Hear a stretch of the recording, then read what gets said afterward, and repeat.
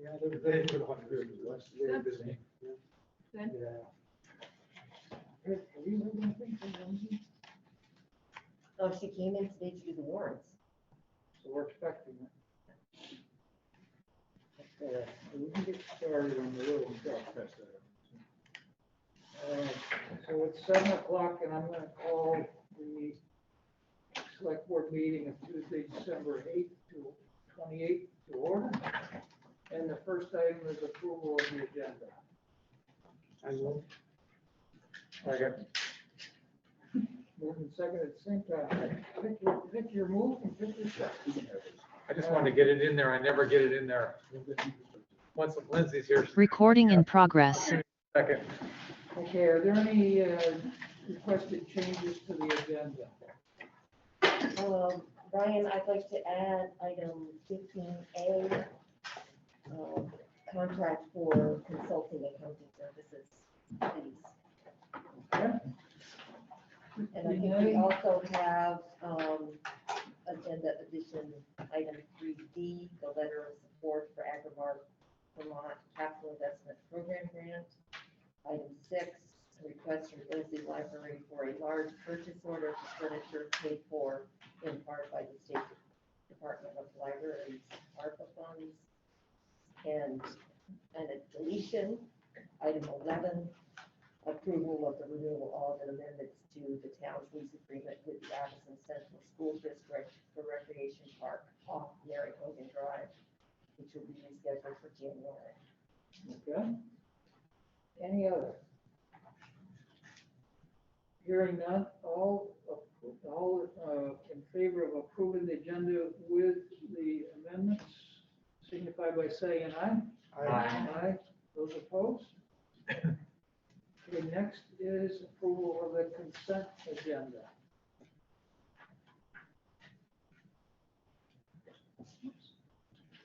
I hear a motion. I move to approve the consent agenda as presented. Second. Moved and seconded. Is there anything anybody would like to point out here? I'm abstaining from the minutes from last time. I wasn't there. Okay. Just note that we talked about the letters of support at the last meeting, and we had one come in after the fact, and we felt it was worthy. We asked you to sign it, but here we're approving it. And so, other than that, then all in favor, signify by saying aye. Aye. Aye. Those opposed? Okay, one abstention on the meeting minutes. Next is citizen comments. And I know, Jack, you're here to comment. If you could come forward. And then just for the record, state your name. We know who you are, but I didn't catch it. I'm Jack Mayer. I live here in Middlebury. And I'm just here to make a plea to the select board to reconsider the question of mask mandates. Just in terms of my credentials for thinking about this, our public health problem now is, before I set up Rainbow Pediatrics in 1991 here, I'm a public health physician as well as a pediatrician, and I was teaching and doing research at Columbia University as a National Cancer Institute fellow in epidemiology. So I have grounding in the contentious issues about the pandemic. And I want to make four points about this, and hope that you'll reconsider the question of mask mandates for Middlebury. The first is to highlight what in public health circles is called the precautionary principle, which enjoins us to act in the public interest when there's a suggestion of harm, that we not wait for the proof of harm, but that we take a proactive stance to avoid significant harm. And particularly when the consequences of inaction would be significant. Now with COVID spreading, with the two variants, the Delta and the Omicron, And with the holiday surges that are occurring throughout the country, and particularly in Vermont, I think that's particularly pertinent. The second is my concern about our medical establishment in not only Middlebury, but Vermont. I had a long conversation with Mike Kiernan, who is one of the ER docs at Porter, just about the stresses and strains and the difficulties that are mounting as more and more patients present to the emergency department. They're intubating people in hallways. There's no beds to admit people to. They're often staying in the emergency room. Critically ill patients, it's very hard to find a hospital that will accept critical ill patients. We have no ICU beds here because we're a critical access hospital. So it's becoming more and more of a crisis for the emergency room. With that said, I want to say that I'm really proud of Porter for how well they have been doing and how well they're standing up to the stresses of the pandemic. And the other part of that is that ordinary medical needs are not being met as well as elective surgeries having to be postponed, so that there is enough bandwidth to deal with COVID patients.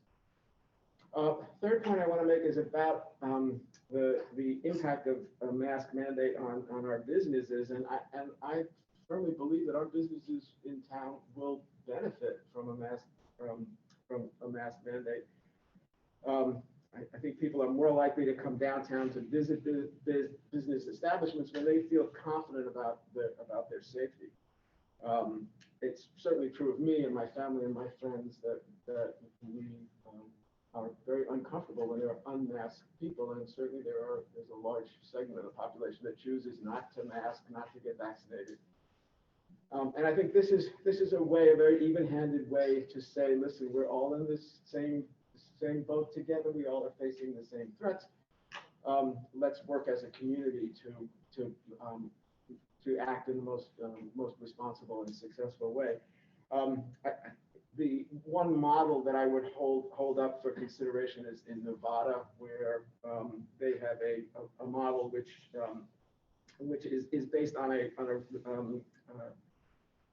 mandates that mass mandates that come and go depending on the level of activity of COVID in their community. So once a community has gone for 2 weeks without being in either a substantial or a high level of involvement with COVID, that the mask mandate is taken down, and then if it's needed, it can be reapplied. So it's a sort of a revolving mask mandate that works very well, and their numbers reflect the success of that strategy.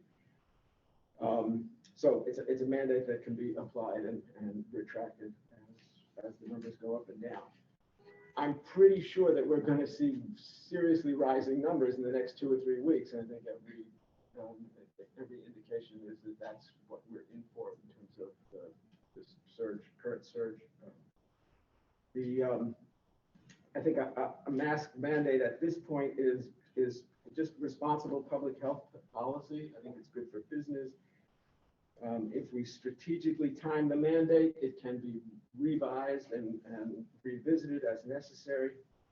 I think it's particularly an urgent issue now because of the surge that we anticipate. So I am begging you to rethink the mandate, and I thank you for your attention and your consideration. Thanks a lot. Jack, would you want to leave me an email or a phone number that I could get in touch with you if I have some questions? Sure. So it's, you want me to give that to you right now? If you could just give put it, out yeah. this paper and give it to Kathleen and she can share it with us. Sure, okay. Thank you. Do you want to have a copy of these notes? That'd be great. So I can leave that, I'll just enjoy it on here. That'd be great. Thank you. And I believe we also have George online. Does anyone in the audience have something to add for citizens' comments? If you do, please raise your hand. Not to this.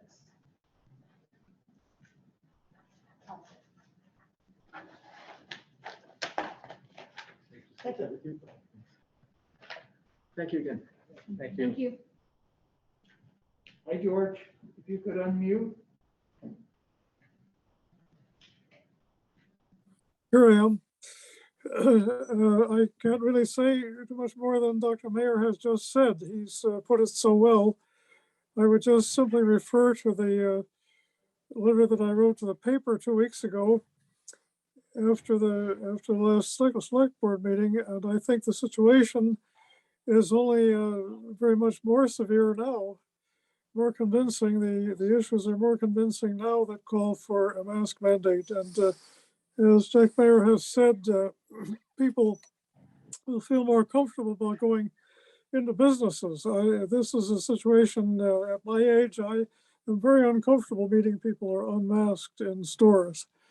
So I really hope that the select board will give consideration to this and act on it so that we can all be together on wearing masks in Middlebury for the next period of time. We don't know how long this will be necessary, but at least for the near future. Thank you very much for listening. Okay, thank you, George. Thank you, George.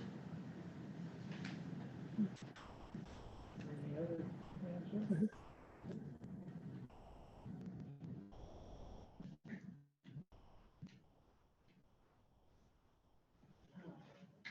Victoria DeWind has her hand raised. Okay, Victoria?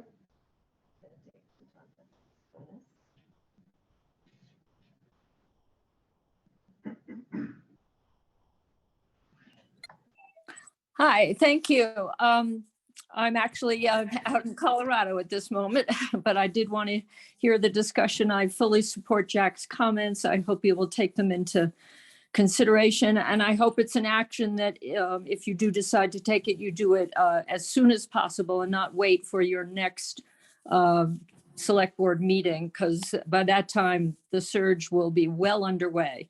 So please act on this quickly. Thank you. Thank you, Victoria. Enjoy your time out in Colorado. Thank you.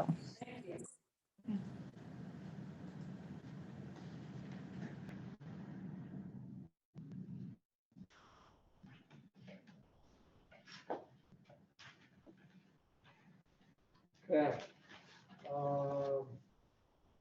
Next on the agenda is resignations and appointments.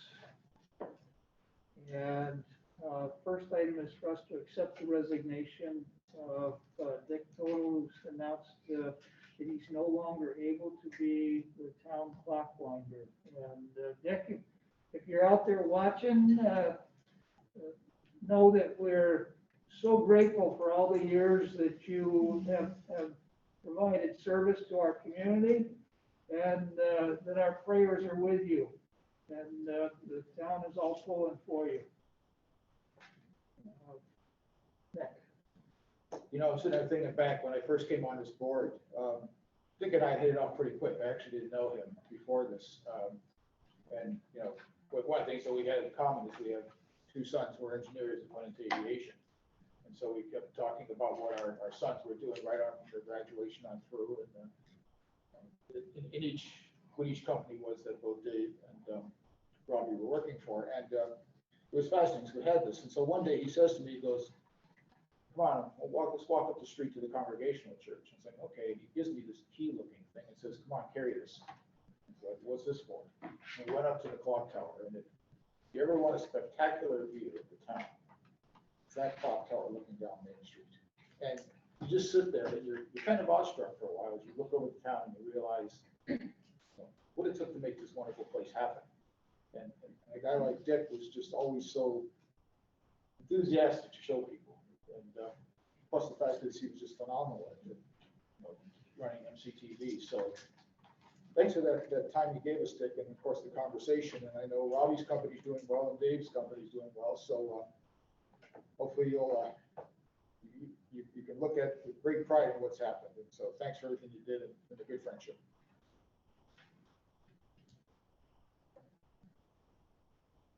So I would look for a motion. I'll move to accept Dick Torval's resignation as town clockwinder. Second. Moved and seconded. All in favor signify by saying aye. Aye. Those opposed? Well, Dick, we accept your resignation, not gladly, but we appreciate it. Next, we need somebody to keep the clock wound. And in his letter of resignation, Dick recommended that Tony, and I don't want to butcher his last name, Riffle. Tony Riffle be appointed as his successor. And if the board is amenable with this, a motion to appoint would be in order. Move to appoint Tony Riffle as the town clockwinder. Second. All in favor signify by saying aye. Aye. Aye. Those opposed? Okay. Big shoes to fill, Tony. Next is the appointment of representatives to the Regional Emergency Management Committee. And Andrew O'Rourke, the Addison County Regional Planning Commission Emergency Management Planner, is inviting us to appoint 2 Middlebury designees to a newly formed Regional Emergency Management Committee. Andrew reports that the formation of REMCs is mandated by Section 12 of Act 52. And these regional entities, which supersede the local emergency planning committees around the state, will coordinate and support regional all hazards emergency planning and preparedness activities to improve each region's ability to prepare for, respond to, and recover from all disasters. I'm asking the board this evening if you're amenable to appoint Police Chief Tom Hanley and Fire Chief David Shaw as our designees. They've indicated their willingness to serve on the REMC as Emergency Management Director and Emergency Service Representative respectively. This initial assignment will be for 6 months, after which the regional planning will request updated appointments as part of the annual call for delegates to the Addison County Regional Planning Commission and the Transportation Advisory Committee. Well, there aren't 2 more appropriate people, to be honest. That's the bottom line. In fact, if That's the biggest no-brainer. if either of them said they want to be on, I think we should be calling them and asking them why. So, without any doubt about this, I move to appoint Police Chief Tom Hanley as Middlebury's Emergency Management Director, designee to the Regional Emergency Management Committee. Second. All in favor, signify by saying aye. Aye. Those opposed? Okay. Follow that up with, I move to appoint Fire Chief David Shaw as Middlebury's Emergency Service Representative designee to the Regional Emergency Management Committee. Second. All in favor, signify by saying aye. Aye. Opposed? Okay. The last appointment is a representative of the Addison County Economic Development Corporation. Jeff Olson, our current representative to the Addison County Economic Development Corporation Board of Directors, has said he will not seek reappointment for 2022. And this is just an opportunity for us to discuss potential candidates for appointment. And if we don't have any candidates and no one emerges from this discussion, we'll have to advertise for a candidate. Can anybody think of someone who would be a good representative to the ACDC? I'll agree, but not without asking him first.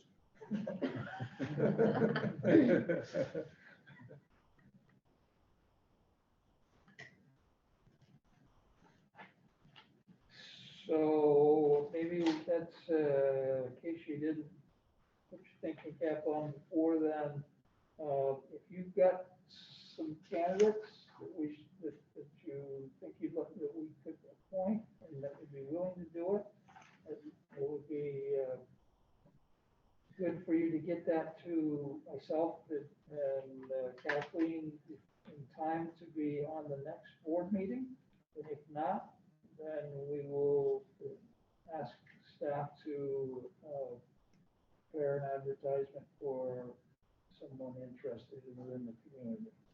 What are the expectations? What are the commitments? There is a monthly meeting. I think it's on the third Thursdays of the month, starting at 7:30 a.m. It's good to know if somebody wants to do. So when is his term up and, It's December 31st. Their first meeting is January 15th. so given that and that no one, I couldn't think of anyone to suggest, I'm wondering if we should just go ahead and put an advertisement out sooner rather than later. And then if someone comes back with an idea, you know, I don't think we're any further behind at this point. So I get that out on our newsletter and in the Addison. And that would be my suggestion rather than waiting. Unless you guys disagree. No, I agree. That's okay.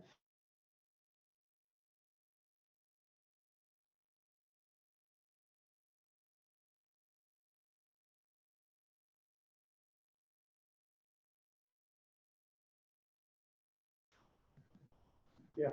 Does the candidate need to be a Middlebury resident, or can they be someone who's associated with downtown Middlebury in terms of like being a property owner or business owner? It's a good question, Laura.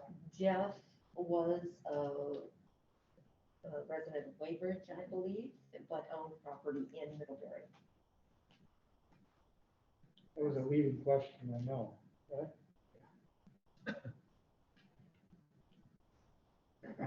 So we can expand our search. They just need to be involved in our, really ought to be involved in the commercial side of the community.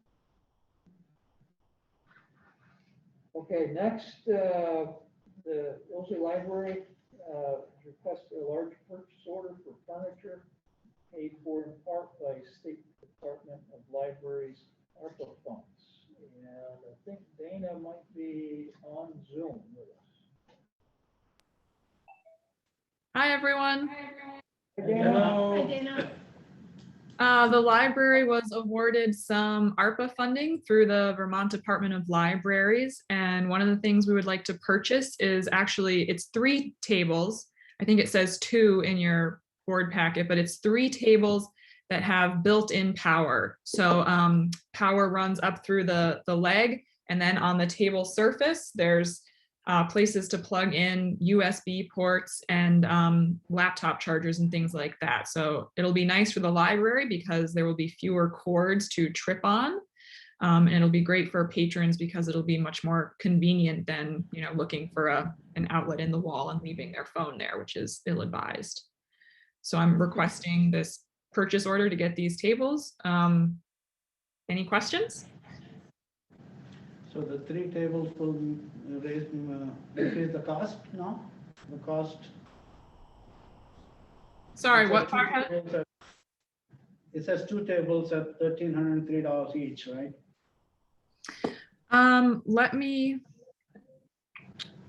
So I'm looking at the purchase order I submitted to Kathleen. It's 3 tables and 2 of them are 42 by 72. They're $1,300 each. One is 36 by 72. That's $1,200.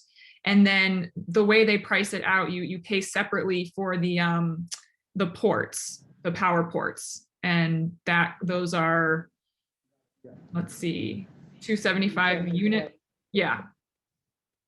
Yeah, it's a little confusing when you look at the purchase order because the 36 by 72 is in the middle. And it looks, Because she made a comment that it says 2, it's 3, so I didn't see the top one. Yeah, sorry about that. I'm not sure what happened with the formatting. That's probably my fault. Yeah, no, it's fine. Makes sense.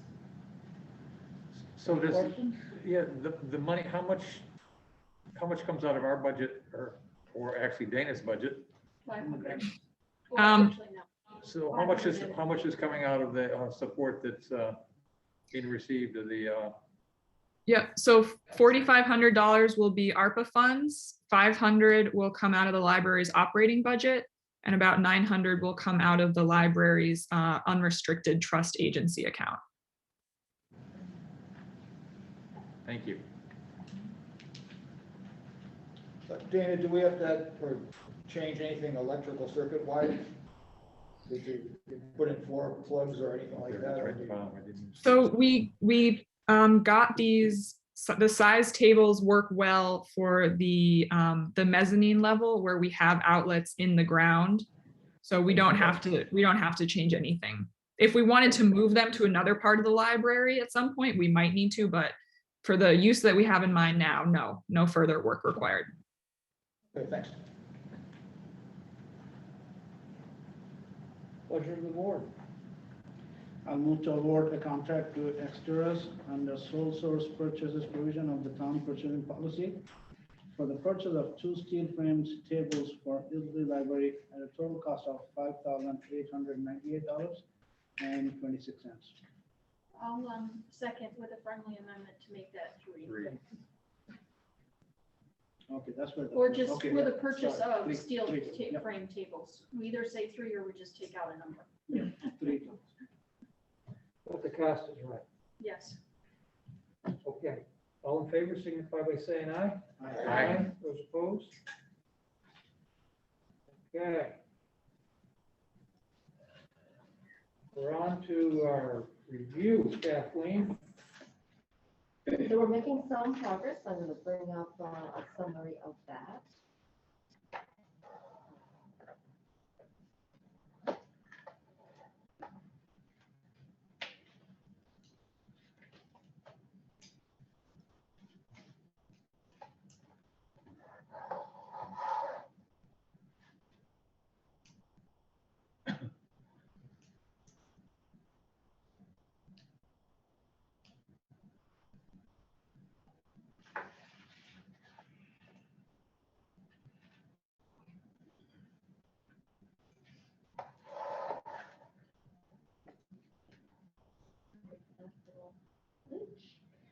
So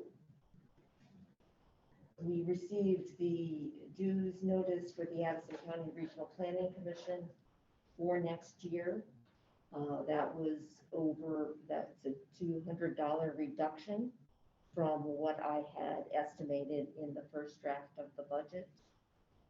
Since at our last meeting, we talked about the need to possibly increase the equipment fund highway maintenance budget because we're going to be delaying a couple of purchases. So I consulted with Dan and he suggested a $5,000 increase split equally, not equally, 712 summer, 512 winter, typical division between those two line items, 712 and 762 on your line item budget. And then Bill recommended shifting the purchase of a dump truck and 2 smaller pieces of equipment to the following fiscal year. And that was a reduction of about $48,000, again split between highway summer and highway winter. A large increase in the county tax budget proposal, which is based on our equalized grant list. That's an increase of $5,721. And since we have received a municipal planning grant for transportation planning for $19,000, and we had $25,000 in the budget, I put here a decrease of $10,000. Those numbers really don't add up, but I thought that it would be good to have a little cushion and not cut too much out of that important planning study. As we have seen, we've had a number of requests for traffic calming, and the transportation plan is going to be a good first step in able to prioritize those and respond to those appropriately.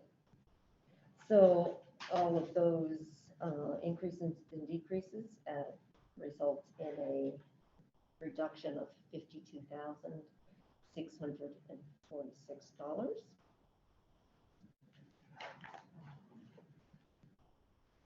Which shaves about a half cent off the proposed tax rate. So we're down to about 4.5 cents. We're still looking for any additional cuts.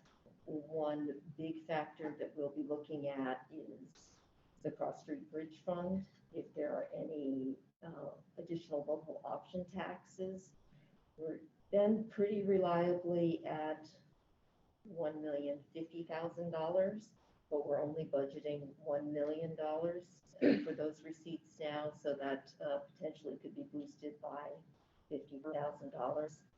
We want to take a look at those trends and share that with you at the next meeting.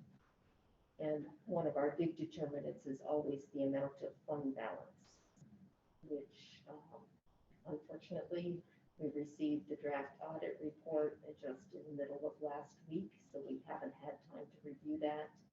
And we need to do that before we start budgeting off that figure. But certainly there is funding there, additional funds in the fund balance to apply to the budget. And that's happy to answer any questions about those changes. The only other thing I had, when did we expect, I can't remember, the errors and omissions, because that'll change our estimate on revenues.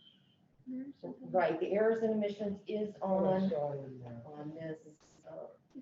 It's the last thing in the packet. Yeah, you just added that on Thursday. That shows a sliver of an increase. We'll also, most likely, we will be adding some additional brand lists during the construction, new things coming on April 1st. So we'll can do some projections, and I'm having Allison work on that for me about what we can expect for growth in the brand list. Okay. And I'll have that for your next meeting. Exactly, in fact, it's a little bit favorable too, right?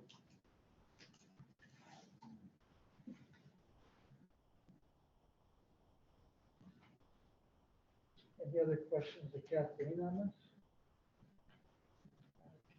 I don't have questions, but I like the suggestion on the equipment fund and the increase to the repairs and maintenance. So I think that's a good solution based on our discussion last time. So thank you to you and Dan and Bill for looking at that. And I've chatted briefly with Fire Chief Shaw, who is working on an analysis of the different increases for the fire department volunteers. I'll also go over with you the just the social services funding request summary. Are these all final at this point, or will some still come in? Everybody, so that's a two-parter. Our usual agencies have all submitted. Okay. We do have one or two petitioners, which we'll go over in the morning, which will be coming into you to discuss that with you in your next meeting. Red Cross Services have requested an increase of $1,000. They were at $3,000 in FY 2021, and their request was decreased to $2,000 in FY 22, and I think that was simply an error of some sort on their part. Community Health Services resubmitted their request, and they will be coming in. That's Open Door Clinic.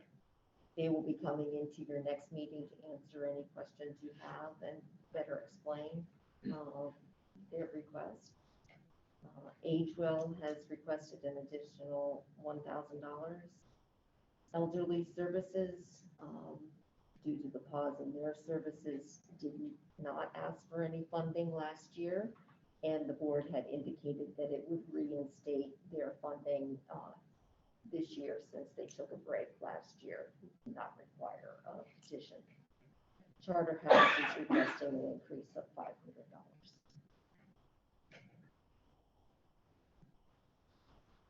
And so those are not final until the board approves them. Those are the requests that's submitted.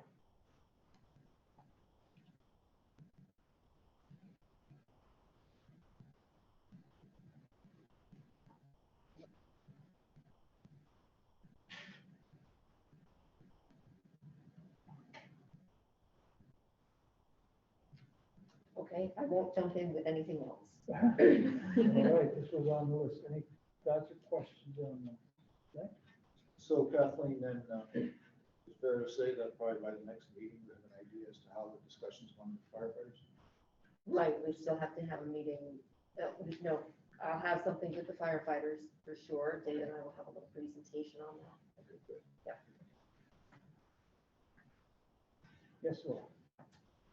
I just have a question about ARPA money related to health and human services. Does it hit the budget or is that separate? I know that some agencies are looking for ARPA funding from the town. That is not in the budget. Would it be, or that's a separate thing? That's separate. Okay, that's what I wanted to know. Yeah, Okay. I'm not sure.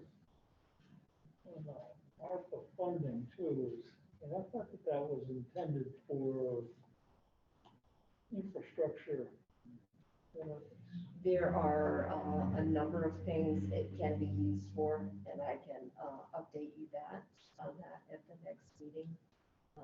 We have had some nonprofit agencies express interest in ARPA funding. One thing that I also have to look into is that it's infrastructure, broadband, infrastructure, water and sewer only on the infrastructure. Broadband, revenue replacement, and essential services.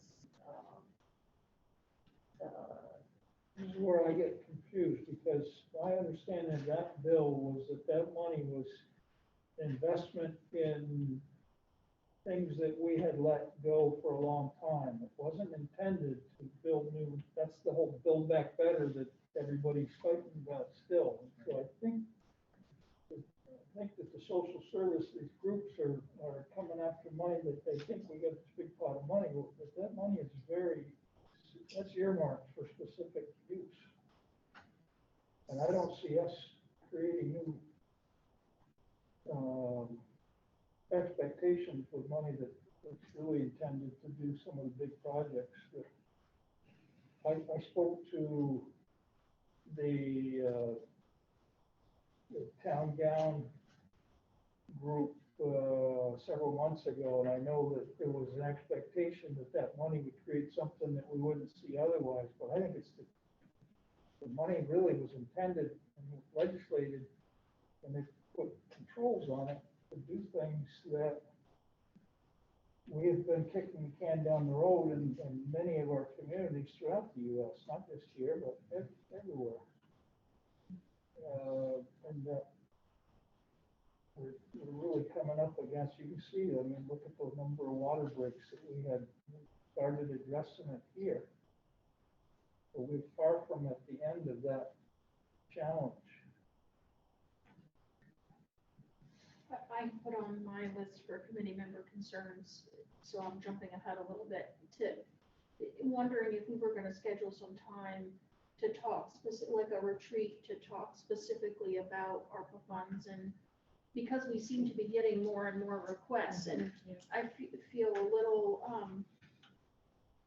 unsure how to reply because I don't feel like we've had a conversation on how we want to see those monies go out. I think we need to start looking at February for that. It's not going to happen in January. So in maybe the response, then we just create a boilerplate response for anyone looking for funding, that we'll be talking, the board will be talking about it whenever it makes sense, even if it's after town meeting.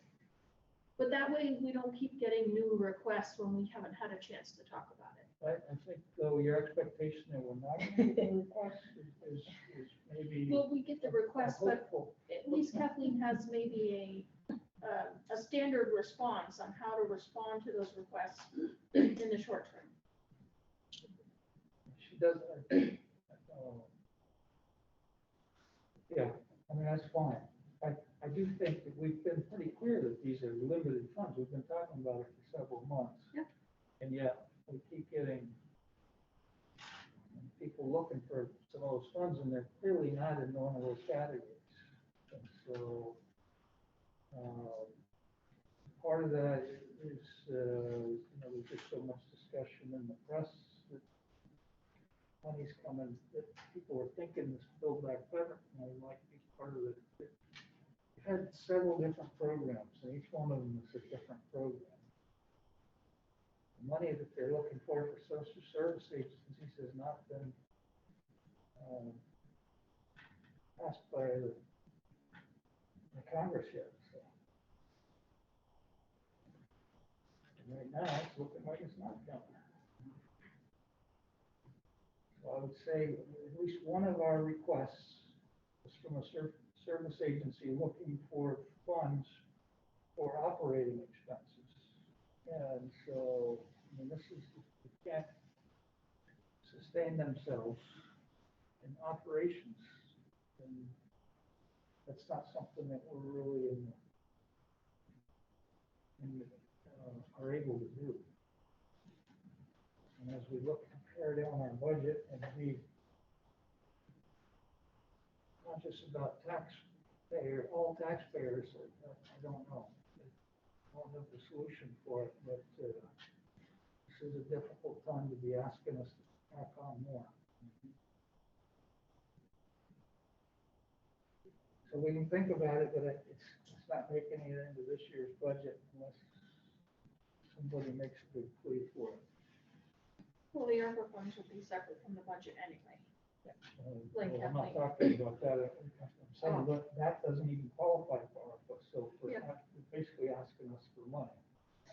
It's something we have been getting more and more of each year for the last several years.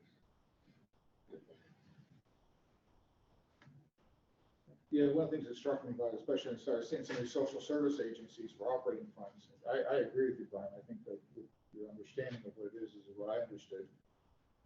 But then if we, if this funding was put out for what some of these requests, then what becomes when they're exhausted?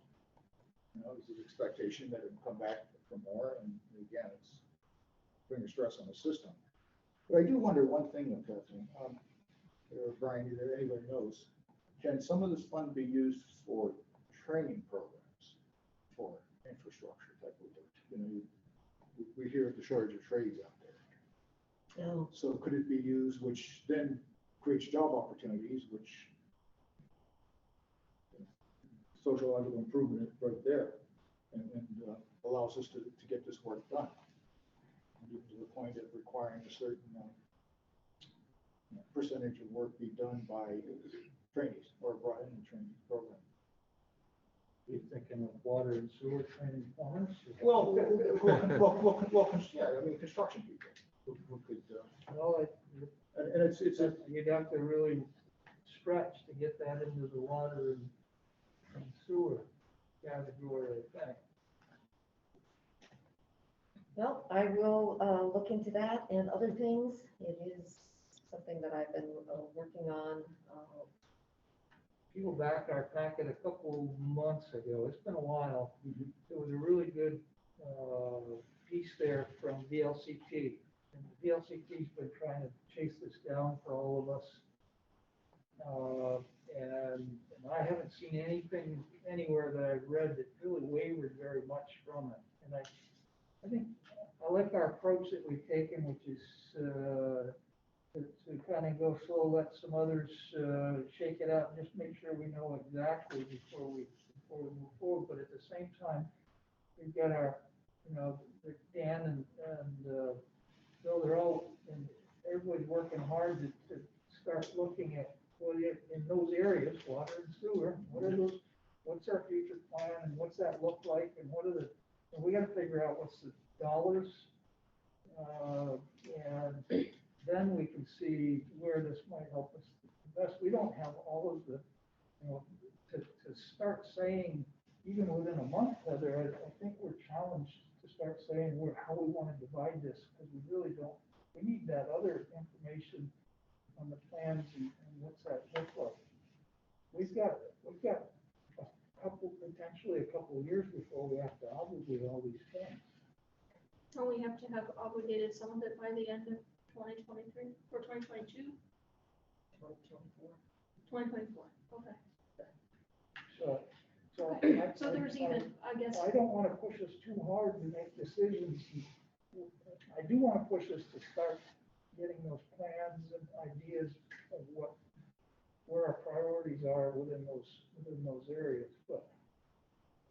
I guess I just want to, when I see in the current correspondence requests coming in for ARPA fund and Maple Broadband keep coming and asking us for ARPA funds and us not being in a position to really say what I just want us to have some kind of answer to be realistic for these requests that so if somebody's planning a project and they're thinking we may give them some funds, I don't know. and we're not gonna know until like this time next year what we're gonna do with those funds. I think we should say that to them so they know. So I don't know about the social services, but Maple Broadband has been received by some of the other towns favorably, I think. They have been offered money, and I don't know what other towns are offering the social services as far as money concerned. So first of all, I think we should look at any, what's the guidelines? Can we do that at all? And then Brian's point is, what's our priority? We have so many things that we need to do for our town that we haven't done for a long time. I think that's more important. We have to figure that out. Well, Yeah, there was another factor involved in that we knew there were other funds coming down the road. So we had ARPA funds, but there was, what's this latest called again? That's really heavy on broadband and stuff that just passed. Anyways, so yeah, see, but we intentionally did not want to commit because we're looking to leverage the funds, and we knew there were other bills in the process. And so we were willing to work with them to give them the ability to buy the materials and get creative. So I guess I don't want to, sometimes you have to let the situation develop. It's like a quarterback. He drops back in the pocket and he lets the play develop in front of him. And we've got to let that play develop and make sure that we know all the facts that we can, and so that we're making the best decisions we can for the town. And I just don't think we have all the facts yet. Brian, there's 4 broad criteria for eligibility, and I see why they're submitting it. Number 1 is to respond to the public health emergency or its negative economic impacts, including assistance to households, small businesses, and nonprofits for aid to impacted industries such as tourism, travel, and hospitality. That's number 1. Yeah.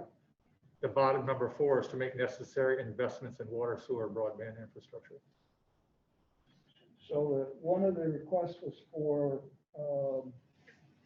extra pay. And I'll tell you, I absolutely do not support that. So I'm not interested in a conversation on it. But it's one of the criteria that's eligible to respond to workers performing essential work during the COVID-19 public health emergency by providing premium pay to eligible workers. So it's there. So it's Okay. reasonable that we're going to get requests for that. Yeah. So I guess, again, I agree with everything you're saying. I just think we should have some kind of response prepared to people making requests with some kind of, tentative guideline on when we think we will have made a decision on where our funds are going? So that people aren't waiting, 6 months? you know, My response to people that have submitted is it's several months away. okay. That's a good response. So, I don't think we're promising them anything, and I don't think they're expecting anything based upon, if she's, what I'm getting is that Kathleen's keeping us informed of all the requests. Okay. But frankly, I wouldn't let a couple requests pressure us into making hasty decisions, because I still think there's so much money out there. I think there'll be grants and different things. You know, you look at what Dan's been able to get for us, that's because we were prepared and we were ready. We had money so we could match. And I think we got to stay ready to pivot and take advantage of opportunities when they come along. We got to have everything planned, engineered, and ready. Yeah. And then we got to have money in our pocket to take advantage of this when the program comes. And so we can't wait on an annual, unless we've got these ARPA funds in our pocket. We can, if something big comes down the line, we can take advantage of it. Yeah.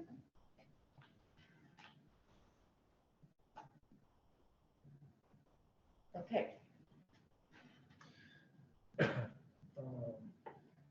We had kind of got off track there, I don't know sorry. where we were at. Are we in We were on the budget still. Or no, we were talking about social services and their requests, right? Yeah, Yes. on 17 now. Okay. Okay, so we need to, we just shared some thoughts, some questions on the budget. So, any other thoughts? I do think we need to talk about it, but I don't feel. It's not urgent. Not Yeah. urgent. I think we get the on-town meeting and then we start, that's our next cycle, you know? That's I have Judy Weicker Gross with her hand up. Hi, Judy. What's gone through the infrastructure committee, but I think the focus of the infrastructure committee, of which I'm a member, needs to change. We need to change to, I'm sorry, Judy. You broke up there for a minute. What needs to change? I think the focus of the infrastructure committee needs to change. Did you hear me? Yes, yes, thank you. All right, to green infrastructure. There are numerous ways to alter paving. There are numerous ways to offer sidewalks,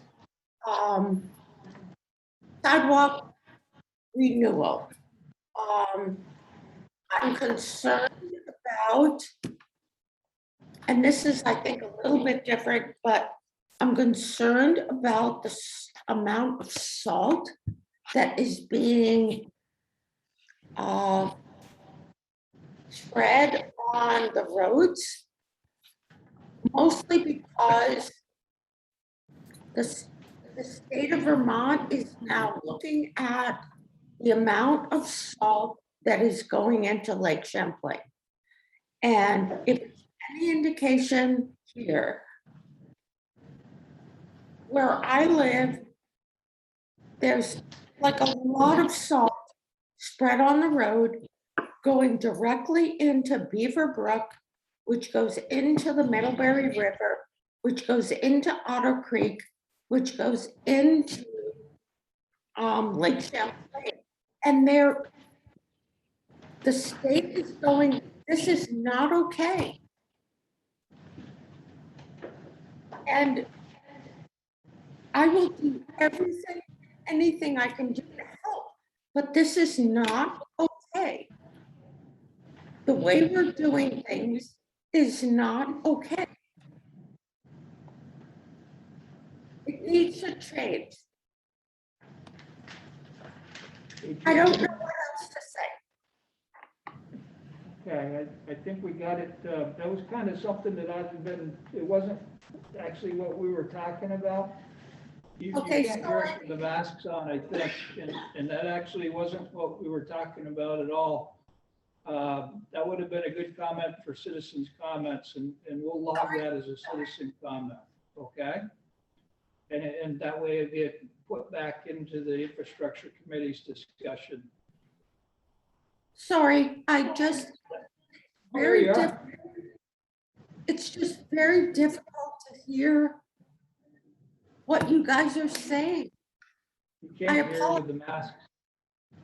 Well, it's not only that, I think it's the, you know, the internet and online.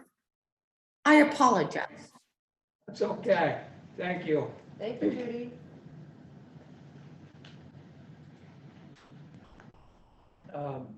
So I'm going to move us to the review of the first draft of the warning for the town meeting.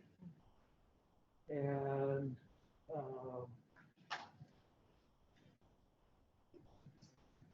let Kathleen bring that up. Did we vote on We the, didn't. I don't think we voted because Judy had her hand up and. No, we voted on the town meeting. Did Yeah, we did. Yeah. public hearing? On the, public on- Okay. in the public hearing. We did? Yeah. You said aye. Okay, thank you. What did I It's say? been a long couple of weeks, so, you You know. actually said aye twice. Okay. Like a little left turn there. Fried. I'll be good when February's here. Okay. So, here's the first draft of the warning. We have, right now, we're planning to use the auditorium at the high school. When we last checked, which was like December 21st, it was available to us at that time. We're gonna be looking at whether to have the elections at the recreation center if more social distancing is needed, or here at the town offices, keeping an eye on that. Probably here at the town offices, if at all possible. It's a big lift to have it over at the recreation center. All of their activities have to be canceled for a couple of days and such. So we are planning for both in-person and internet access, if possible, at this time. Until last year, we always had an article about purchasing equipment on the town meeting warning as Article 2. We've been shifting to paying cash for our vehicles, and so all of your equipment purchases are included in the budget as proposed. Article 2 is the general fund budget. And those numbers will be finalized at the end of January. By popular demand, 3 tax due dates. In Article 4, we'll be discussing the bond proposed for the Hillsey Library heating, this HVAC, which Dana just today received some an update on the projected cost of the HVA system, and we're looking at $1,050,000. From 720. 720, and as you recall, we A were couple years looking at. ago, it was 500,000. So Dan is not available this week, but we'll have him take a look at it to see if he has anything to offer. And when Dana shared the news with me, she hadn't had time to review it. She'll be with us later if you have any questions about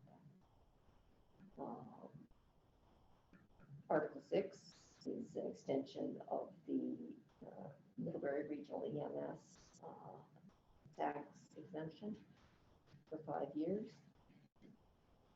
And Article 7 is Vermont Family Network.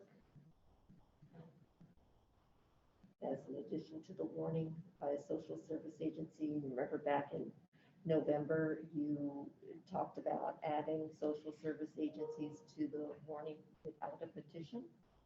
I don't think you met with the Vermont Family Network, so perhaps I could have them in at your January 11th meeting and learn more about them. Addison Allies is a local group which just submitted a request to the town clerk, and they will be in at your January 11th meeting. So these are tentative additions just to give you a look at what it might look like if you elect to include those two agencies on the warning.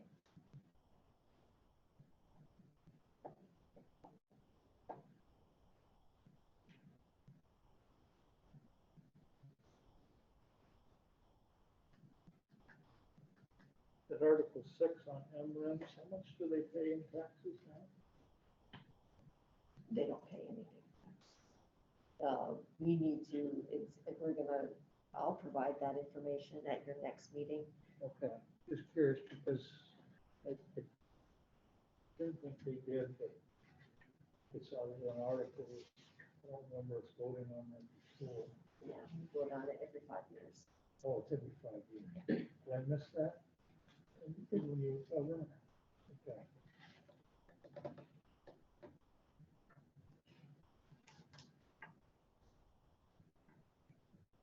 Okay, any questions? Recording in progress. What would the taxes on MREMs be? It would be, I think, in the order of $20,000. That's the local and the state education tax. Okay, if not, then I'm gonna move on here and I'm gonna invite Joe to step forward and Dana's still with us online. Dana's with us on Zoom. And we requested time to give us an update. Yes, thanks. Wanted to give you an update on the work of the renovation expansion working group. As you'll recall, that's composed of Dan and Lindsay. We're all snagged up here. Thank you. Too many cords these days. We need a library table. We need a library table with the slugs. Right. So yeah, so on the working group is Dan and Lindsay representing the select board, me and Amy Mincher for the trustees. We have Dana as the library director, and then Judith Harris as liaison to the town staff. And you'll recall that you gave us a 4-point charge to come up with a report that summarized the work of the 2014-2017 building committee, including a description of the major issues and challenges, a summary of what's changed since 2017 and that previous design plan, recommended changes or refinements to the draft charge to the design team that was developed by the library trustees, and then recommended questions and considerations that should be explored, and asked us to get back to you by March.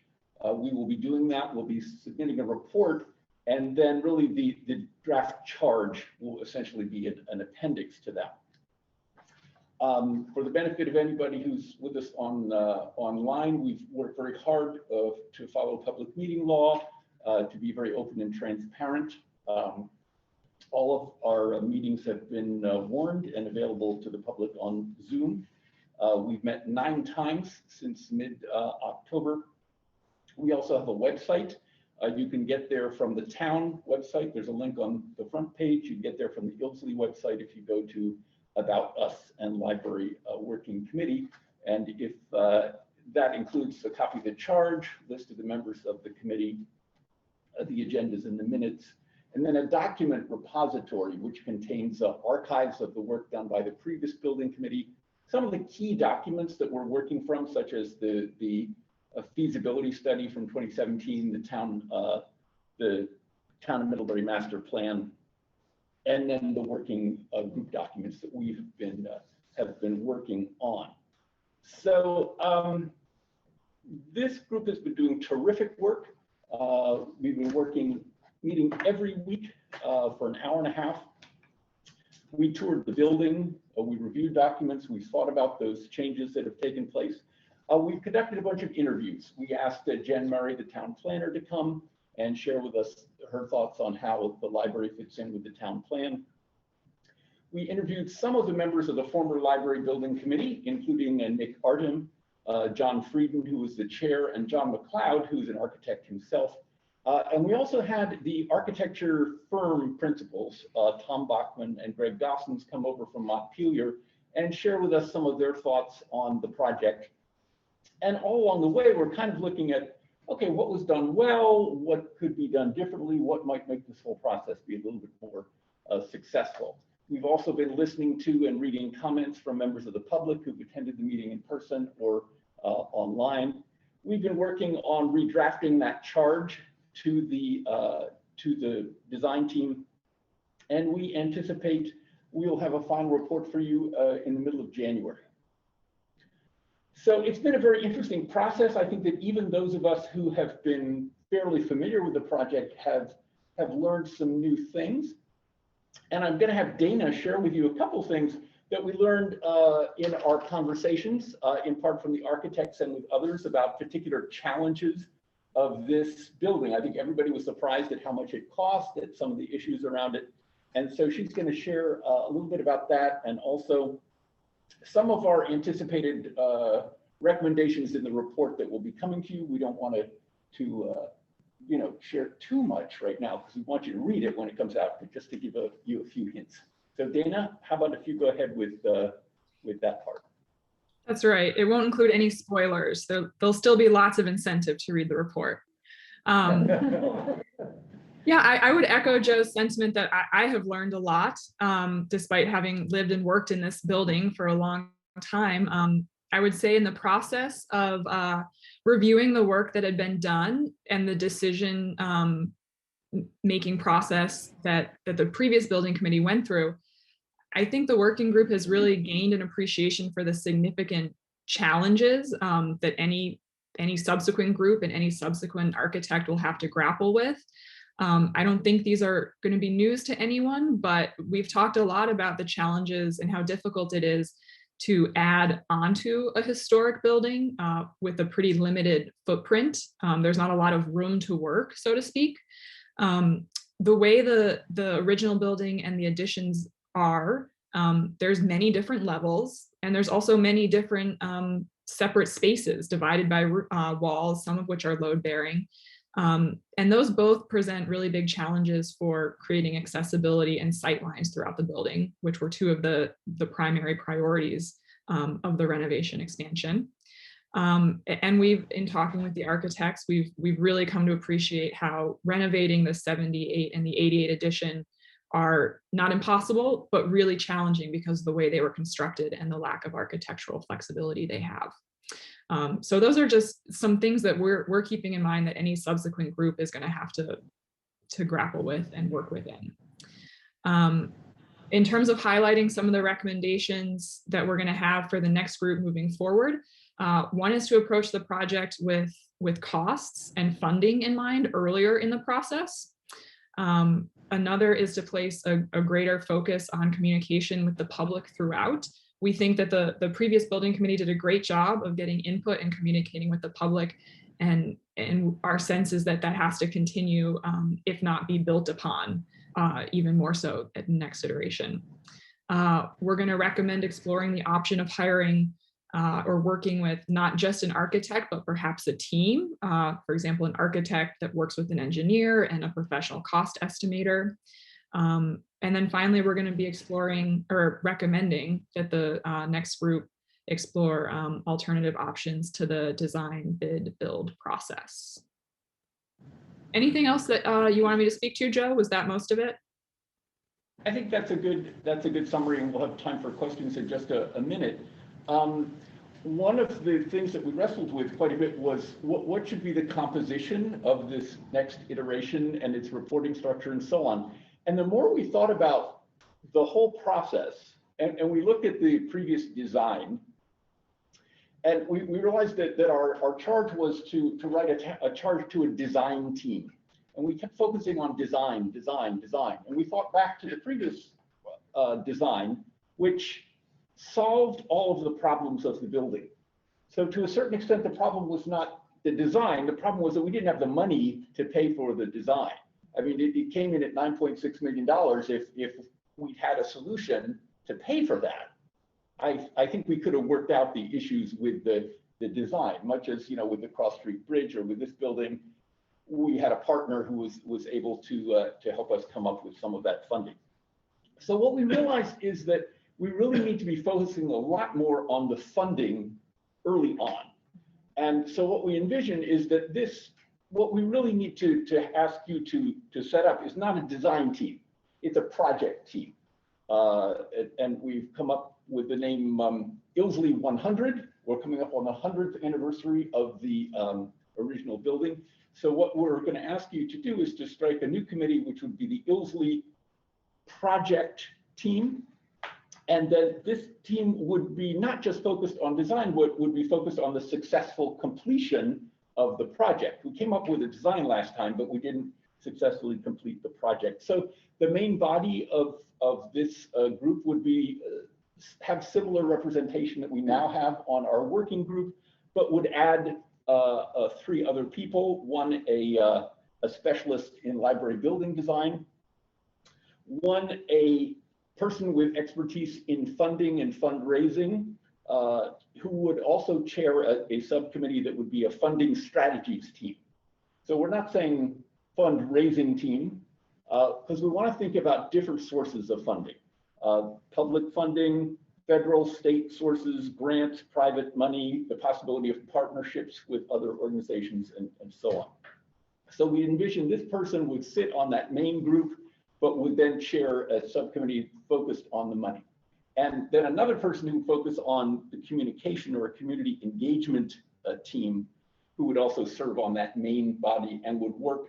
You know, in the early stages, a lot of the communication is feedback back and forth with the public. What do you perceive as the needs? How do you like this? And so on. And then later on, more helping people understand the design that has been come up with and what it's going to cost and how we're going to pay for it. So what we expect is that when you get our final report, which we hope will be we're going to be meeting, I think, January 6th, January 13th. Yes. And so shortly after that, we should have a final report to you, in which we will ask you to strike a new committee or the Ilsley project team and make appointments in mid-January. And you know better than I what the process would be for that. So Dana and I invite your questions about the process, what we've done so far, observations of the select board members who are part of our group. Well, my observation is that we have a really great leader in Joe and Dana. It's they're obviously enthusiastic, always well prepared, and makes this rolling quickly and very thoroughly. So it's just been a pleasure doing this. It's an exciting process to start again. I'm ready to take a class from him. He's just drawing me right into it. Yeah. Oh, yeah. But no, it's very perceptive, and you're absolutely right, Joe. This is like a 3-phase thing. There are 3 components, and it actually happens a lot of manufacturing.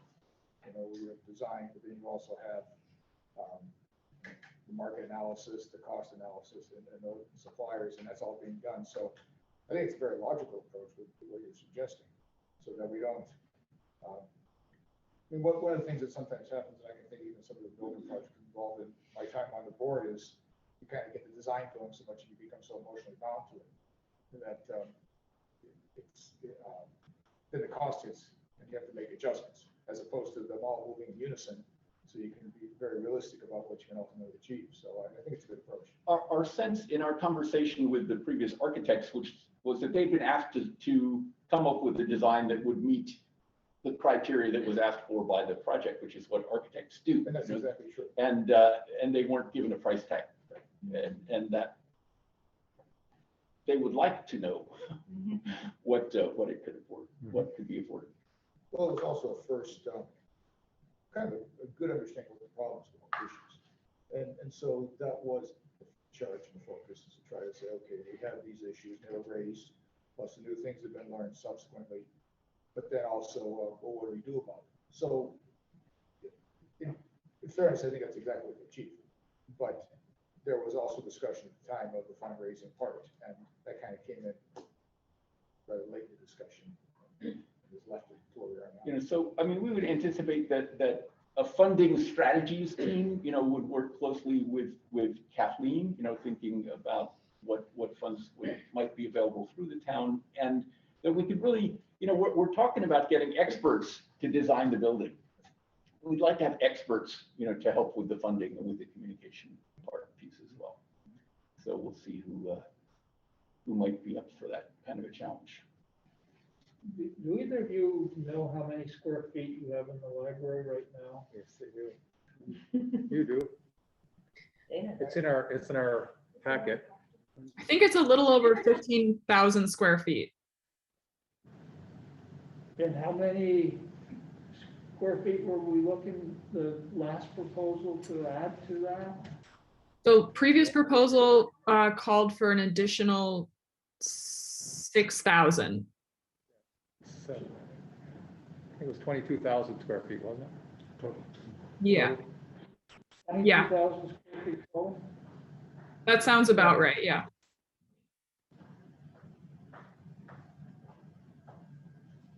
And what were we looking to spend the last time again? 9.6 million. And I would point out that 9.6 million did not include provisions for moving the library offsite during construction, if that had to happen.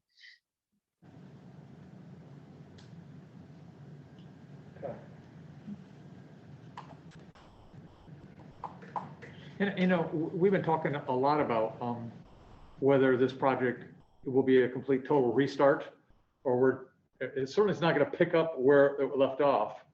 But I think there's been a lot already done, and there's been money invested in an outstanding drawing for what the architects came up with that satisfied all the requirements. So we're going to start somewhere, I believe. I can't say sure. Start somewhere in the process, and try to design or eliminate or reduce or look for other options to make it fit in with what money can be realistically spent on this project like this. So I think it will be, it certainly is not going to be an easier project, but it's a lot of the groundwork has already been done there over the years. A ton of ideas, a ton of discussions and requirements have been laid out. And let's see what come up with, but it'll be a fun process. All right, any other questions? No. Nice primer, no spoilers, we like it. All right, thank you. Nice job, Joe. Next is the application for the 2022 Caring for Tree Canopy Grant. And I don't know if Leslie is here. Leslie is here with us, okay. Good evening, Leslie. Hello, thank you for having me. Absolutely. We are looking for select board support for the 2022 Caring for Canopy Grant, which is meant to support the development of sustainable municipal tree management. And we're asking for $5,000 and with a matching in-kind services with volunteer and donation from Davy Trees. And basically, we are asking, when we got the Growing Urban Forests in the Face of Emerald Ash Borer grant last year, where we planted quite a few trees, when we went to plant trees in East Middlebury, where several trees have been removed because of they were aging and failing. We had problems getting permission from Vermont Department of Transportation. And we work closely with Bill Kiernan at Department of Public Works. And he was able this year, and it's taken several years, to get permission to plant trees on a Route 125 if we submit a landscape plan. So this grant is to find a landscape architect or engineer that can create the landscape plan that VTrans is requesting. And then with funds that are available, plant the trees in the areas that have been cited on the plan.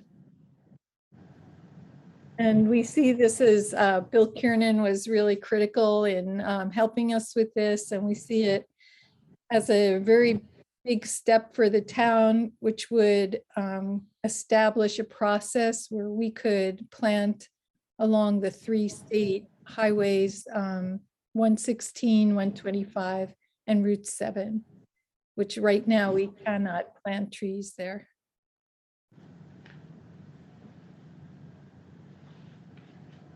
We've been doing a bunch of good work. I see no reason why we shouldn't support this.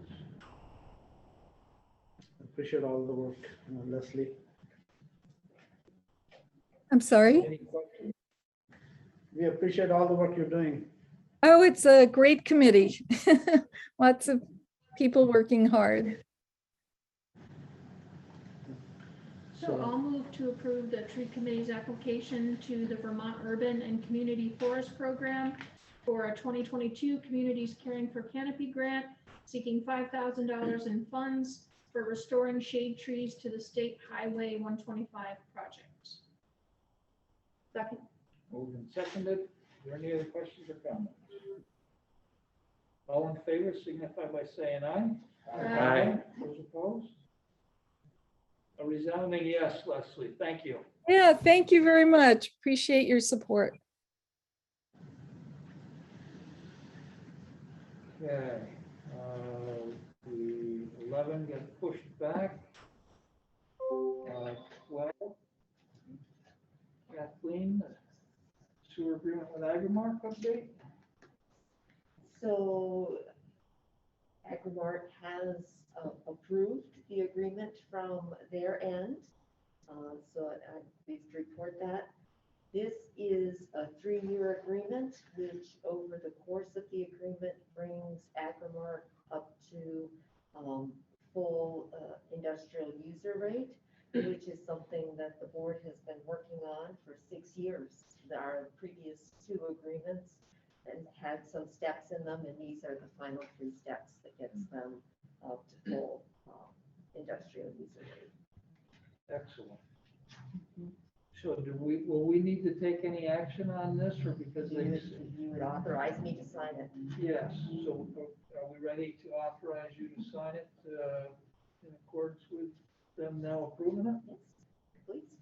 I'll make a motion to authorize Town Manager Kathleen Ramsey to sign the agreement with Agrimark Cabot for wastewater rates. How's that? Yeah, perfect. That works. Second.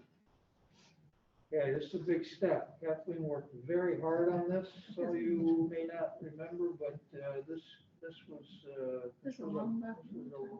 real difficult negotiation 3 years ago. So thank you for all the work on that, Kathleen. I think it's equitable. It helped them ease into it and budget accordingly, like we do when we're adding staff and stuff. But the right thing was to pay the people. All in favor signify by saying aye. Aye. Those opposed? Okay, there was a grand list. I knew I'd see it. So in accordance with VSA 32, section 4261, when real or personal estate is omitted from the grand list by mistake or an obvious error is found, the listers with approval of the select board may supply such omissions or correct such errors to the grand list. Our town assessor, Allison Joseph, has got the 2021 grand list errors and omissions report, along with a brief accompanying narrative. And they were forwarded to us, and we're in the packet. They don't have the fancy click on it because our master of Fancy clicks. the fancy clicks is on vacation. But it was in there, and the total change is a reduction of 116,900 and an addition of 350,500 for a total grand list change of $233,600 increase in property value. That is what we look to approve this evening, if you so desire. If you so desire. Move to approve the 2021 grand list errors and omissions report as presented. Second. Any questions on it? All in favor, signify by saying aye. Aye. Those opposed? Who was the second on that? Farhan.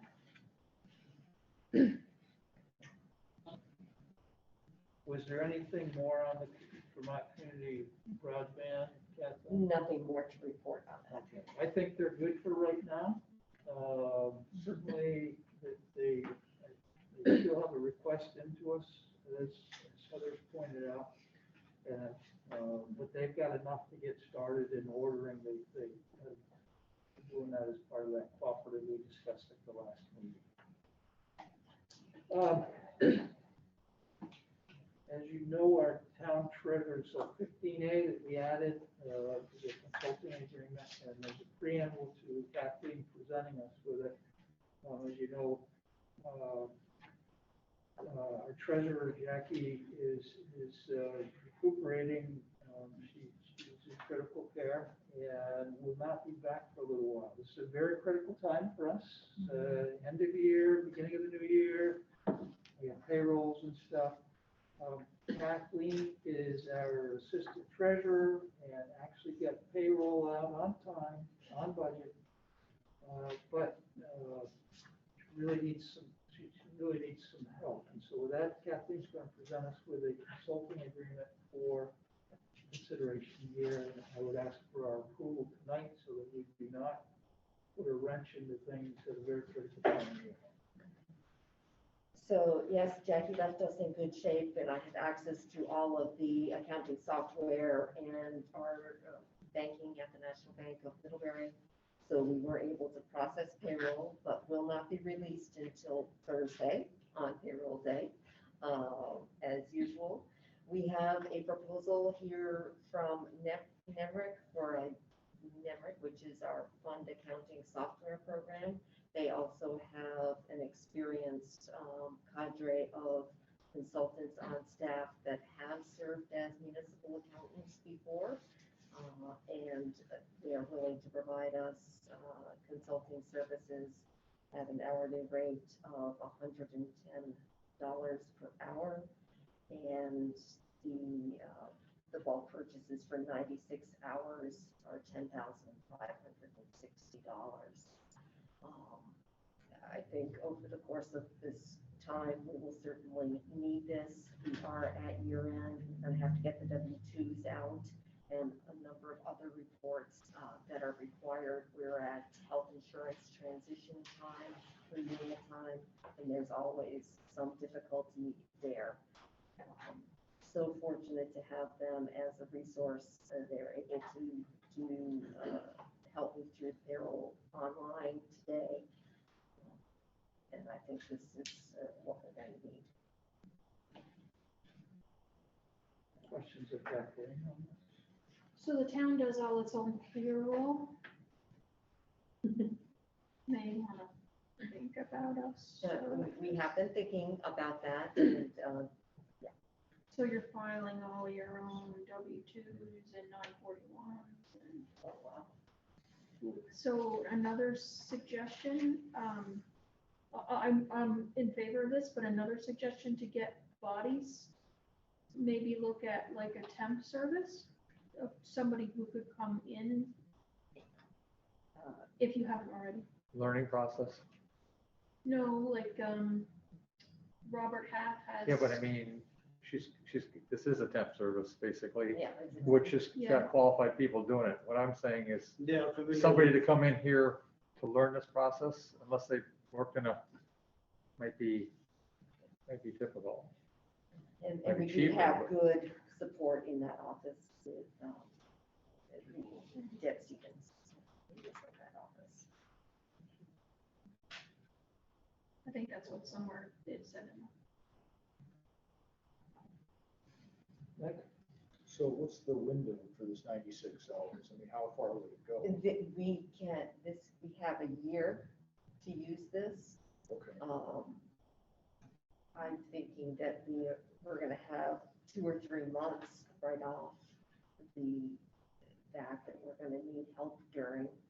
And just a wild guess, I would say 10 hours a week.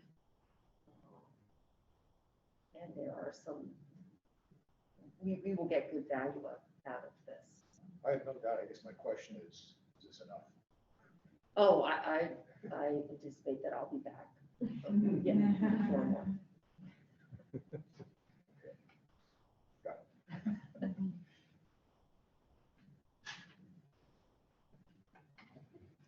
Some other solution may, it's having the interim, but this gets us, really, we need to solve the here and now. I wanted to make sure it wasn't so tight that it was gonna be stressed, trying to find a 2 solution. weeks from now, we're out. We're all stressed. That was really where I was going with that. Gotcha. So it's Nemrick for 96 hours. 96 hours for 110 hours, or $110 an hour for 96 hours. And would they come out to? $10,560. Okay, and that's for temporary counting, is that? How did we write that, 96 hours? Very specific number. This is their standard. This is their standard, okay. All right. Okay, this, I would make a motion that, given the emergency nature and circumstances in town treasurer's office, that we authorize town manager to hire Kathleen Ramsey to hire Nemrick temporary accounting services at a rate of $110 an hour for 96 hours, equaling a total sum of $10,560. Thank you. Okay. Any questions or comments on that? Hearing none, all in favor, signify by saying aye. Aye. Those opposed? We have one other issue on this now. Yes. Can I just make one comment? Are we bumping up Deb's hours? Would she consider bumping up to full-time? She is at 37.5 right now, Okay. and so we'll keep an eye on that if she needs to go up to full. So she's almost full time. So I'm just in the same page as I think where Nick was going, is that I don't think it's enough. Yeah. And so I guess what I would hope is that you come back to us at our next meeting with whatever additional you need to keep things moving. Since this is evolving situation, I may have more information about how long this may last. Okay. Yeah, that's fair enough. I mean, it's. I just know what stress I'm under with the first pay of the year, and I'm just doing payroll, I'm not doing all the other stuff, so anyway, I just get what you need for help, is I guess what I'm trying to say. So there's one other thing on this, and that, so that now leaves Kathleen with our second signature authority here. And so we need a backup. And so, So I'll need to identify hopefully one person on staff and come to you at the next meeting to have a backup. Okay. you want to wait till the next meeting? Or do you think I think we can appoint her tonight. And that if she rejects it? Yeah. she's not gonna, Yeah, okay. this is service, this is just, this is in case Kathleen gets run over by a bus. Are you currently the only authorized signature on town? Yes, okay, yes, with- I'm the with Jackie. assistant treasurer. Okay. So I think we need to appoint a second person. And then as a backup. Who is the second person? Do you have somebody? I'm suggesting Ann Webster. Sure. Her elected town clerk. Again, you were saying she previously was treasurer, so. Okay, so she, okay, yeah, good. She Do can you sign have a things. double signer set up for checks over a certain amount or not? Okay. But she works 4 days, right?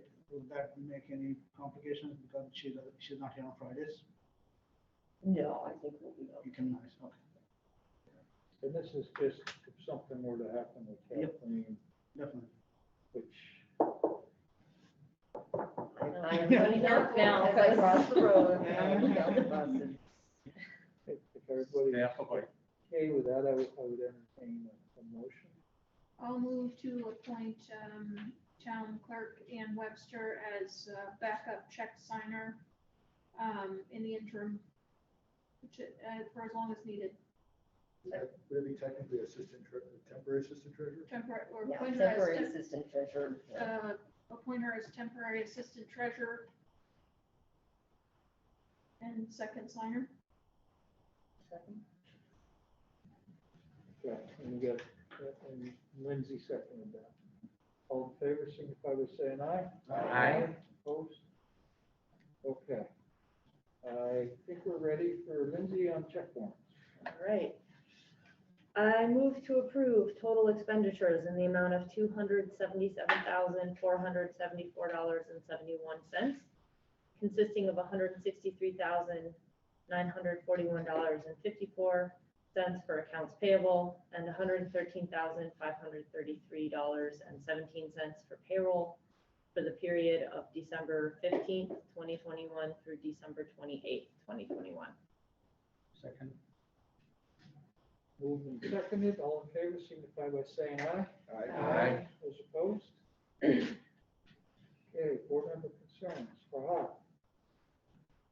Yeah, Lord will ask us to talk. My heart goes out to Jackie and her family. We are praying for you. Our healing thoughts and prayers are with you. Hopefully you come back soon. The second thing I have is several of my neighbors have approached me. Actually, they're airport neighbors.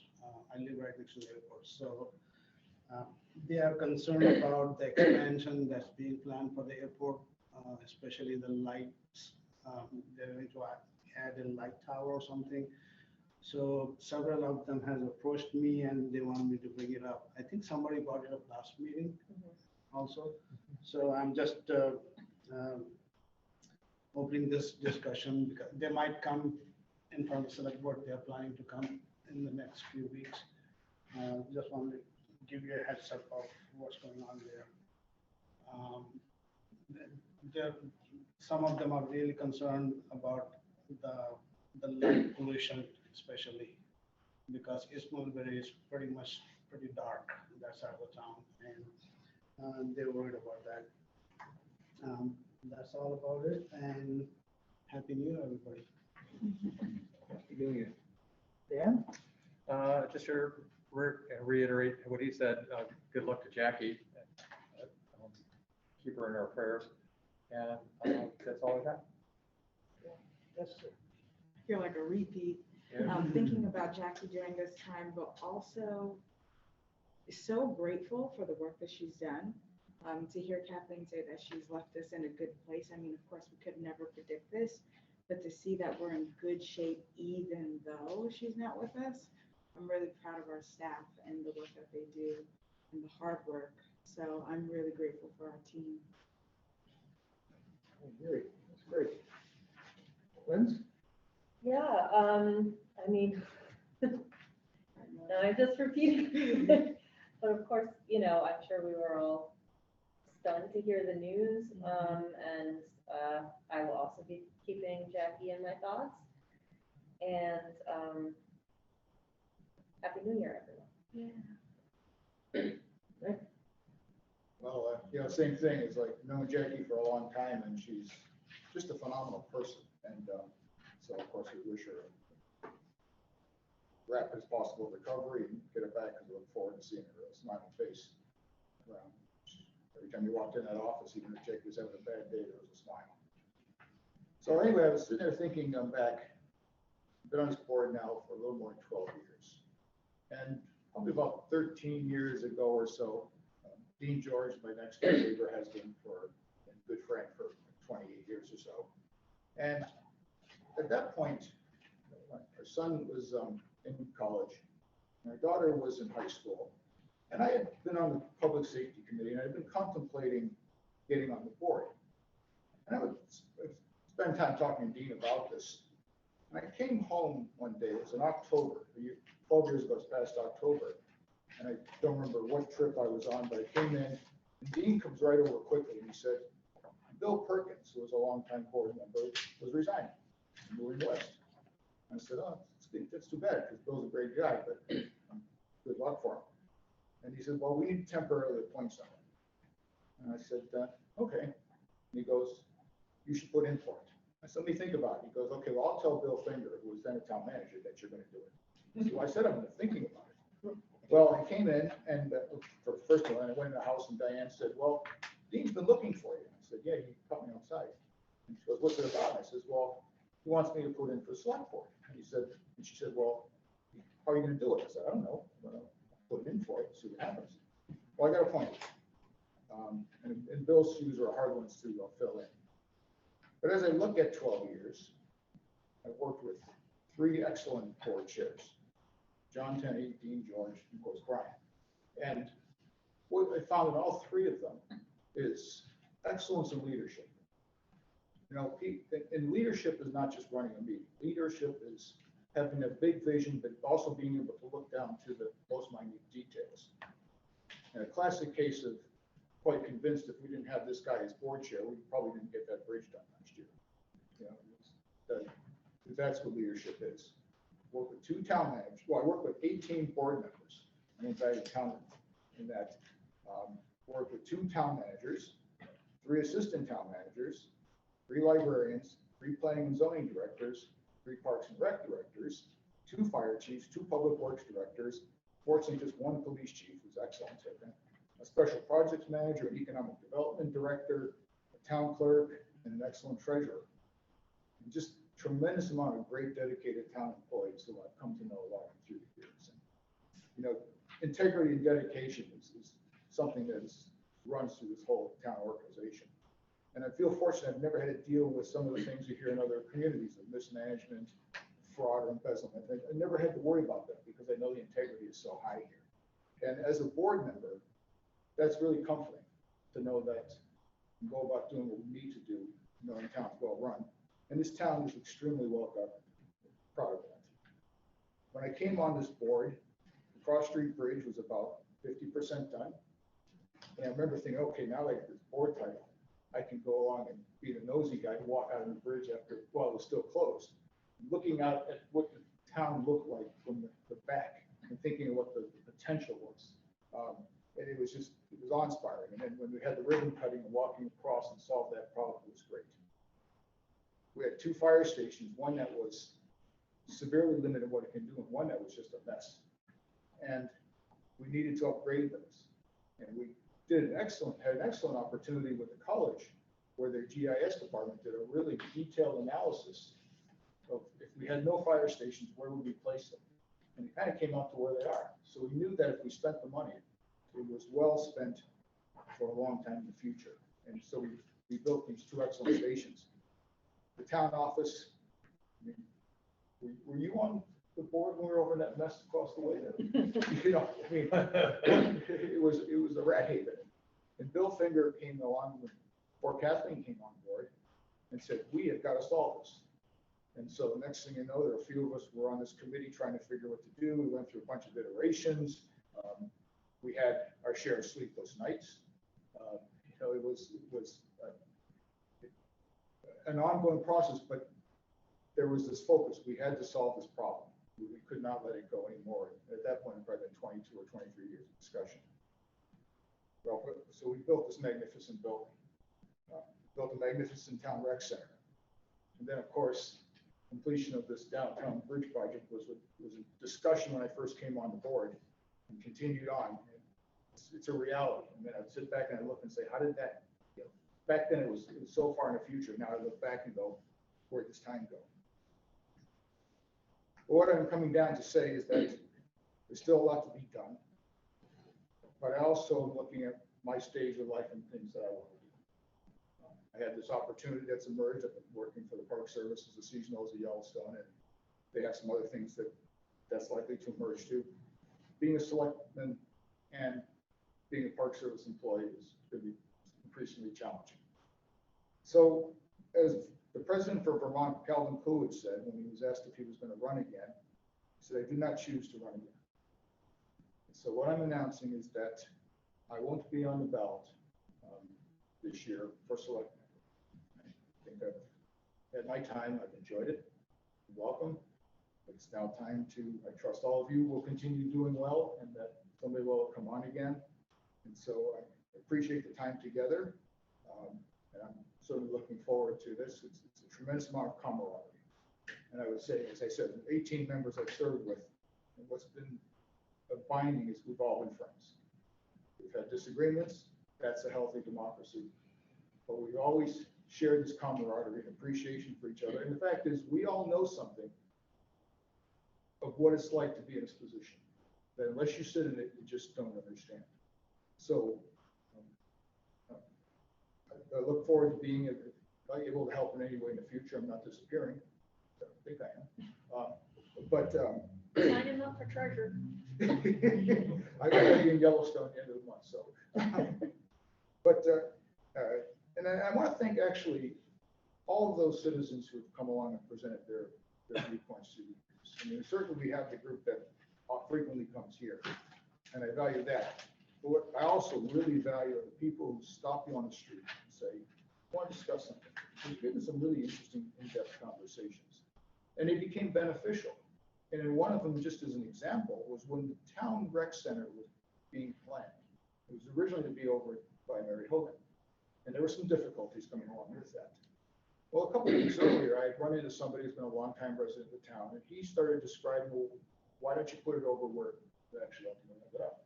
And his discussion was really quite interesting and persuasive. I said, well, we've already made the decision. Well, I realized I didn't. And so when that opportunity came up, and at the time I was chairing the building committee, Dean George came over to me and he said, the high school board has offered to consider having it where it is. I said, well, that makes perfectly good sense for this reason. I just repeated what that gentleman told me. And so those moments of conversation that hopefully made me do this job better. And it also gives me a chance to, as it should all of us, a chance to hear multiple opinions. Because when there's 10 people sitting here with one opinion, well, that's valuable to hear, but it's an error to consider that's the only opinion. And we have to remember that we serve not just 10, we serve 8,500. And that's a very profound thing to do. And then finally, I want to thank John Flowers. You know, John has always been a very fair individual. I've come to know him as not just a professional journalist, but also as a friend. He was always, more than once, he would call me, especially during the building committee, he'd call me the next day and say, what did you really mean to say?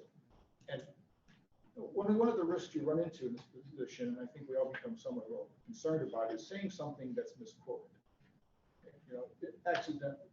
And John would make sure that didn't happen. And so I appreciate that. And that's excellence in journalism. So again, just in summary, it's been a great ride. I've enjoyed the vast majority of it. if I said I enjoyed every bit of it, I'd be lying. But the vast majority have been wonderful. I've certainly enjoyed everybody I've served with, and thank you for the time, and I look forward to seeing comes forward and continuation of the great work that we've all done. So thank you for the time. Thank you. Thank you. Thank you Only for your 12 service. years? Well, that's a light hitter there, I tell you. Compared to Dean, who's a 19-year. So Dan gave me a note, and it was a good reminder, thank you, Dan, that we didn't talk anymore about masks. So not that we should open the floor up to that tonight, but are we going to talk about it more, or? We'll look if you guys, if somebody wants it on the, if one of you wants it on the agenda at the next meeting, we'll put it on the agenda for the next meeting. I'm gonna have a discussion. I disagree with some of Jack's points. I'm gonna have a discussion with him and just see, you know, like his hypothesis that the businesses would be better. There's no proof on that. That's unfounded, and the businesses are all doing fine. And I heard from a lot of businesses that they were very thankful for the way we dealt with it. They thought it was a reasonable way. You know, the concern for the medical establishments, that's a national issue. I get it. Are we going to solve it in Middlebury, Vermont? I don't think so, but you know, I'm not the guy who's, I will put it on the agenda. I want to talk to him personally, and just kind of have a back and forth on it to really understand. He's very educated in it. It wasn't on our agenda this evening, and so I need to look at what's our next agenda. And Heather and Kathleen and I will develop the agenda. I think by and large, the community has been, I mean, I've gotten a lot of people to actually applaud. I have seen a couple editorials, but they're from the same voices over and over. It's the thing that you know, I've heard 3 times from Jack, but I never had a way to get back to him. He's a guy that I would like to talk more about. I just brought it up to clarify what you thought and what you wanted. Yeah, yeah. I'm not gonna bring up a. Okay. So I don't really have anything else. We talked about ARPA, which was something that I wanted to bring up earlier. And of course, my thoughts are with Jackie and her family as well. And thank you, Nick, for your 12 years of service. It's been a pleasure serving with you. It has been with you as well, but with you, Heather. I'm gonna miss this sparring. Yeah, but because you know, but that you're makes- such a good professional. I'm sure you will find someone you're capable of. I think it makes better decisions when we have different viewpoints to talk back and forth about, so I've appreciated it. If I was the chair and if I knew you were going to resign, I was not going to approve that monologue. I was going to just reject it. I don't want to hear that. And you're a person I always consider being open thinker. So this. So anyway, I don't have anything else. Well, I'm not about to stomp on your fanfare here. I didn't know you were going to do that this evening, but with great gratitude for your service to the community, for your friendship. You will be missed. We will roast you at the time of our choosing. We'll get a choice on that one. And so with great gratitude and with prayers for Jackie and Dick. Two longtime community servants who both need our thoughts and prayers. I'll entertain a motion for adjournment. So moved. Second. Second, all in favor? Aye. Happy New Year. Happy New Year, everyone. Recording stopped.